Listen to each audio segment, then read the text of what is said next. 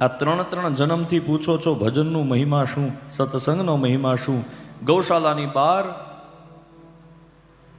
એ કીડો હતો, ઈ હું જ હતો.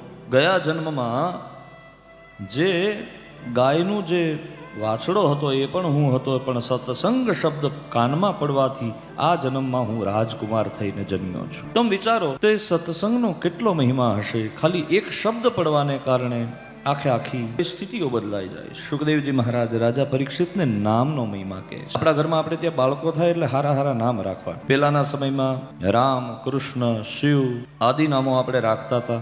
રણછોડ, નિરંજન, આ બધા સારા નામો છે જે મિનિંગફુલ છે. હવે તો નામ એવા રાખે તો આપણને સમજાય નહીં કે કેવું નામ રાખ્યું છે. જ્યારે તમારા બાળકોના નામ રાખો સનાતન વૈદિક ધર્મ પ્રમાણે કોઈ ભગવાનને મળતા જુલતા અથવા તો કોઈ બીજા સારા નામ રાખો, પણ એવા નામ ન રાખો જે કોઈ મિનિંગલેસ હોય. પાશ્ચાત્ય જગતને જે અનુકરણ કરતા હોય. આ દેશ સંસ્કારનો દેશ છે. આ દેશ ઉગતા સૂર્યને પૂજવા વાળો દેશ છે. આથમતા સૂર્યને પૂજવા વાળો આ દેશ નથી. આપણા સંસ્કારો કેક કાપતા આપણને નથી શીખવાડતા.